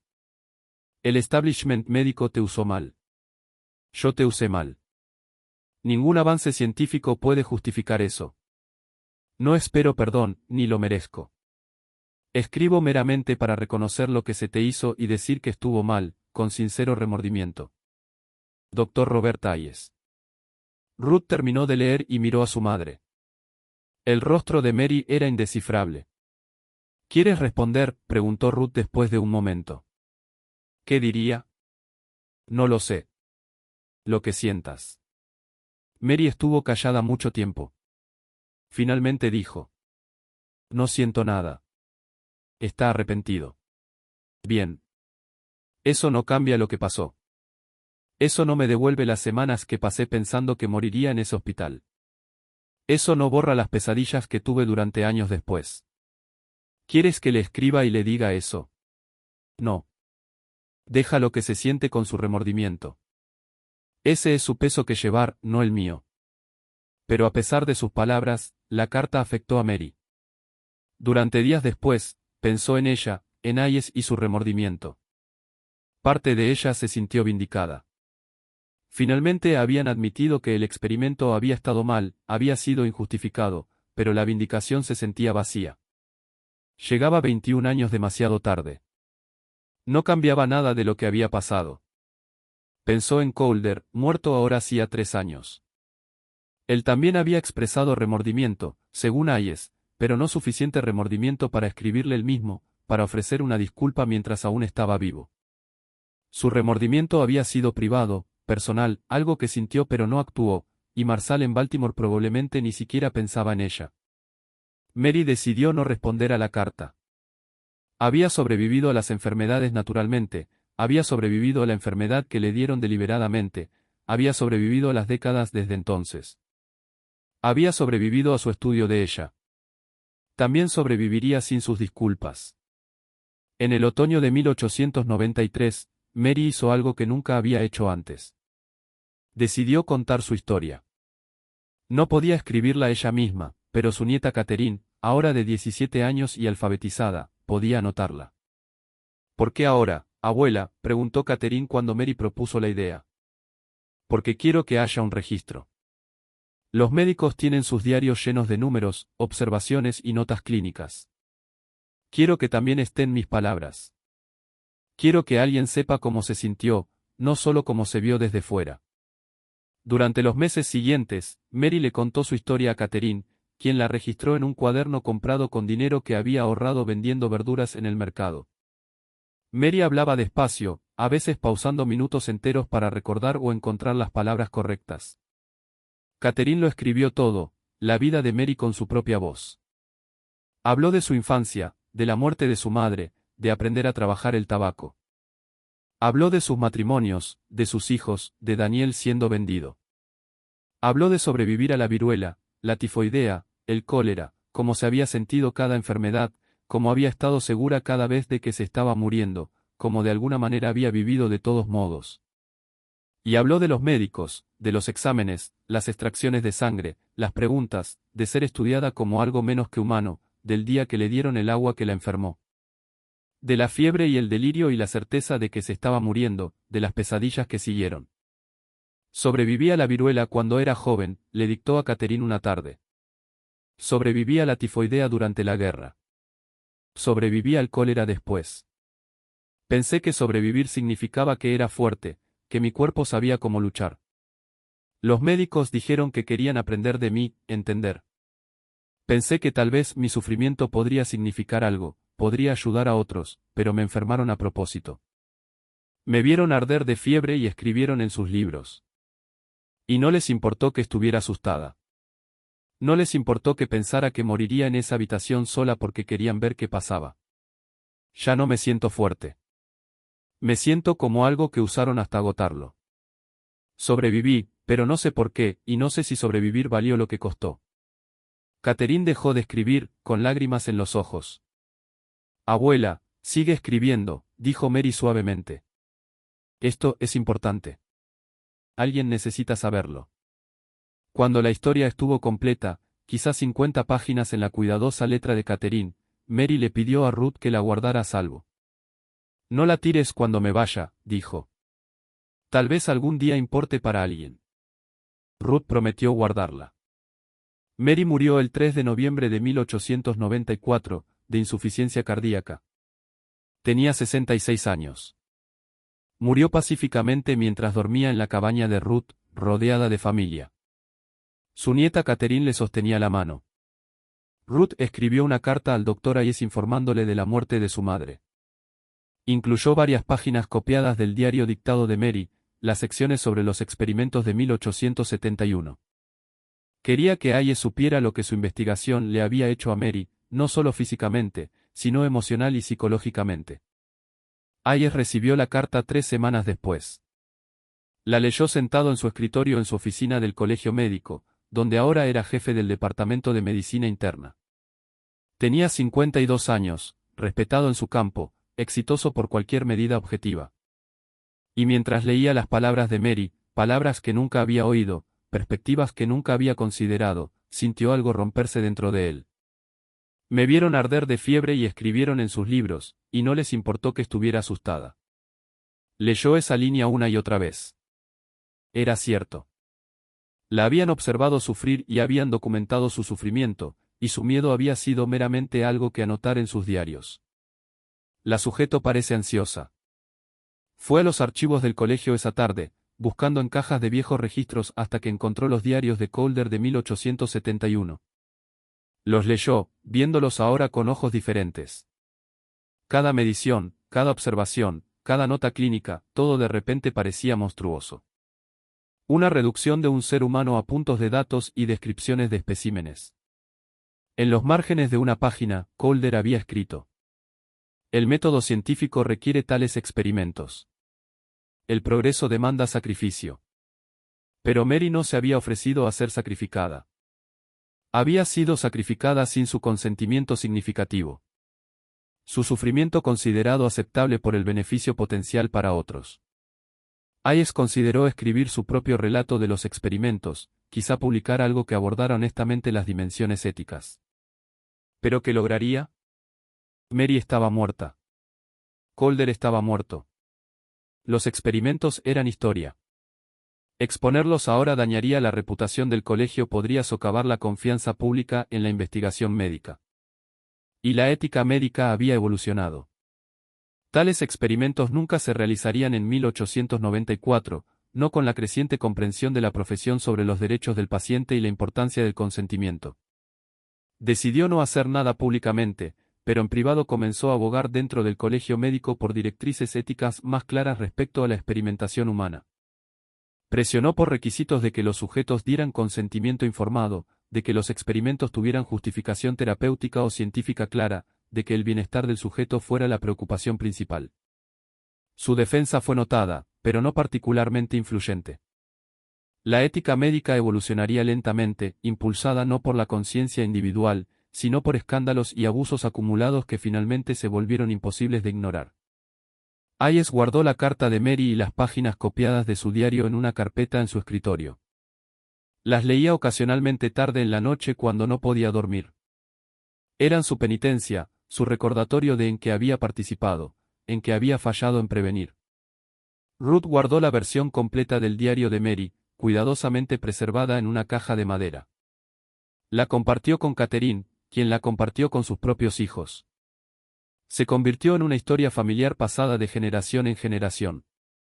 La historia de Mary, que sobrevivió a 3 epidemias y luego fue enfermada por médicos que querían estudiarla. Los diarios detallados del doctor con sus notas de los exámenes y experimentos permanecieron en los archivos del colegio médico. A lo largo de las décadas fueron trasladados, reorganizados, a veces casi perdidos entre cambios institucionales y renovaciones. El colegio se convirtió en parte de la Virginia Commonwealth University. El edificio que había albergado las salas de examen fue renovado muchas veces. El edificio egipcio sobrevivió, un hito, su historia preservada, pero selectiva en lo que eligió recordar. En 1957, durante una renovación del edificio más antiguo del colegio, trabajadores limpiando el sótano encontraron cajas de viejos registros médicos. Un historiador médico revisando los materiales encontró los diarios de Calder de la década de 1870 y reconoció su potencial significado histórico. Los catalogó, escribió un breve artículo para una revista de historia médica sobre investigación de enfermedades en el sur posterior a la Guerra Civil. Mary fue mencionada en el artículo como sujeto M, omitiendo su nombre real.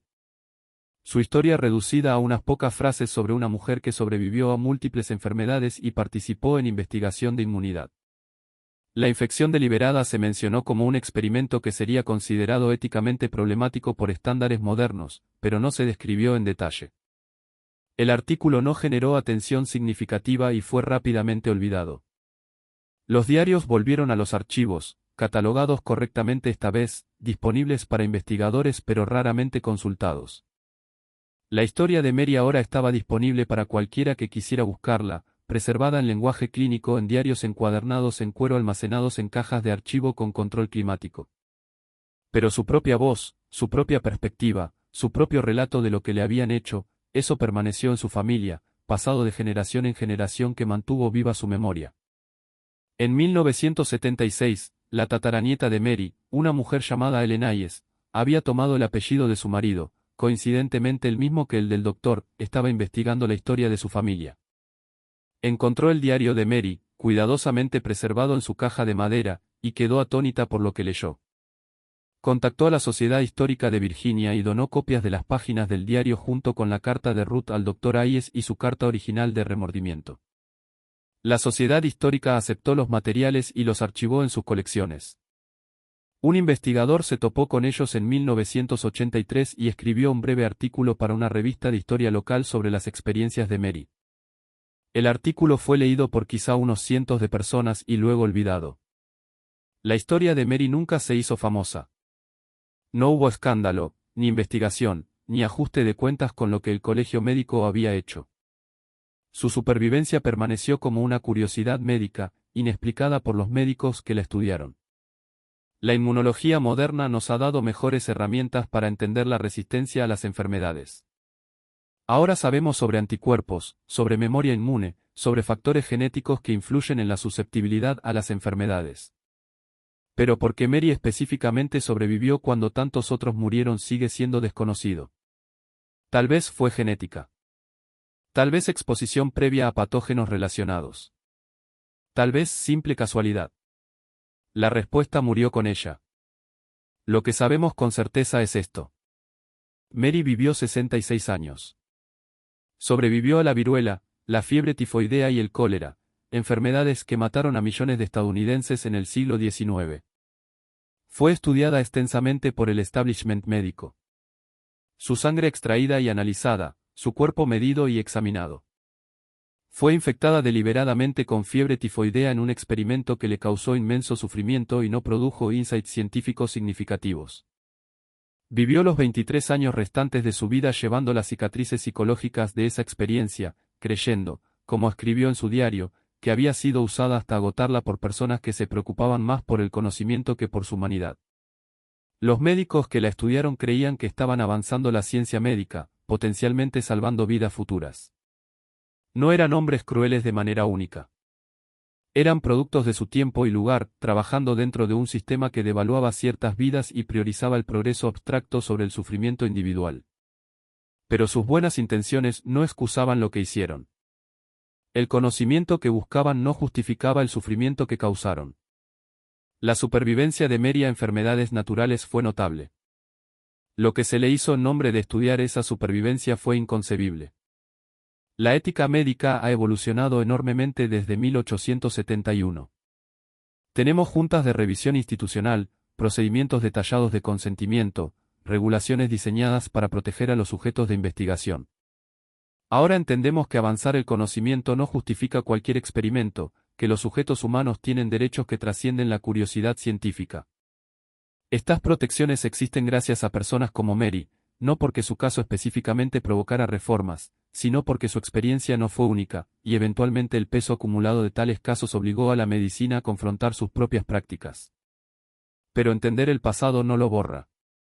No restaura lo que le quitaron a Mary. Las semanas que pasó convencida de que se estaba muriendo, los años que vivió con pesadillas y la sensación de que era algo menos que humana. No le da la disculpa que merecía en vida. No cambia la injusticia fundamental de lo que le hicieron. Lo que hace es recordarnos que el progreso construido sobre sufrimiento no es verdadero progreso, que la búsqueda del conocimiento sin restricciones éticas puede transformar la curación en daño, que reducir a una persona a datos, por detallados y cuidadosamente registrados que sean, es un fracaso fundamental para ver su humanidad. Y que Mary, hija, esposa, madre, abuela, superviviente, siempre fue más que la suma de sus enfermedades, más que el misterio que los médicos intentaron resolver, más que los datos en diarios que aún existen en cajas de archivo. Era una persona, y merecía algo mejor. El Colegio Médico de Virginia, ahora parte de la Virginia Commonwealth University, no tiene memorial para Mary. No hay placa, ni reconocimiento de su contribución o su sufrimiento. El edificio donde fue examinada e infectada deliberadamente aún existe, renovado muchas veces, ahora albergando oficinas administrativas y aulas. Los estudiantes pasan por él diariamente, ajenos a lo que ocurrió en el segundo piso en 1871. La única evidencia tangible de la existencia de Mary más allá de los recuerdos de su familia es una breve entrada en los registros de la plantación de Thomas Waverly, ahora alojada en los archivos de la Sociedad Histórica de Virginia. Mary, nacida en 1828, fallecida en 1894, trabajadora de campo y asistente de cocina, notable por resistencia a enfermedades. 15 palabras para resumir 66 años de vida, para contener toda la supervivencia y el sufrimiento, toda la fuerza y el miedo, toda la humanidad que los médicos midieron pero nunca vieron realmente. En los mismos archivos, en cajas diferentes, residen los diarios de Calder con sus notas detalladas de los exámenes de Mary y el propio diario dictado de Mary con su relato de cómo se sintieron esos exámenes. Existen uno al lado del otro, separados por décadas y por diferencias fundamentales de perspectiva. El observador y el observado, el médico y el sujeto, la persona con poder y la persona sin él. La historia recuerda a los médicos. Las contribuciones de Calder a la investigación de enfermedades se mencionan en Historias de la Medicina estadounidense. Hayes es notado por su posterior defensa de la ética médica. Marsal publicó artículos que ocasionalmente se citan en encuestas históricas de inmunología. La historia ha olvidado en gran medida a Mary, pero su historia, preservada en forma fragmentada en archivos y recuerdos familiares, plantea preguntas que siguen siendo urgentes. ¿Quién puede ser sujeto de investigación? ¿Quién decide que sufrimiento está justificado en nombre del progreso? ¿Cómo equilibramos los beneficios potenciales para poblaciones futuras contra el daño cierto a individuos presentes? ¿Y cómo honramos la humanidad de aquellos cuyo sufrimiento contribuyó al conocimiento médico, a menudo sin su consentimiento significativo? No hay respuestas fáciles a estas preguntas. Pero quizá hacerlas, y recordar historias como la de Mary, es como prevenimos futuras repeticiones de las mismas injusticias. Quizá recordar es como aseguramos que la búsqueda del conocimiento nunca más se divorcie del reconocimiento de la dignidad humana. Mary sobrevivió a 3 epidemias que deberían haberla matado. Fue estudiada por médicos que querían entender por qué. Nunca encontraron la respuesta. Quizá el verdadero misterio nunca fue porque su cuerpo sobrevivió, sino porque su humanidad fue tan fácilmente pasada por alto en la búsqueda de esa comprensión. ¿Qué piensas de la historia de Mary? ¿Crees que las acciones de los médicos podrían justificarse alguna vez, o cruzaron fundamentalmente una línea que nunca debería cruzarse?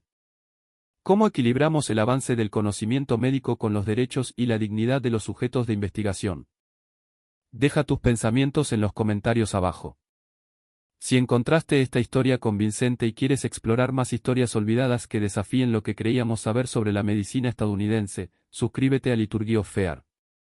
Dale a la campana de notificaciones y comparte este vídeo con alguien que aprecia misterios históricos profundamente investigados.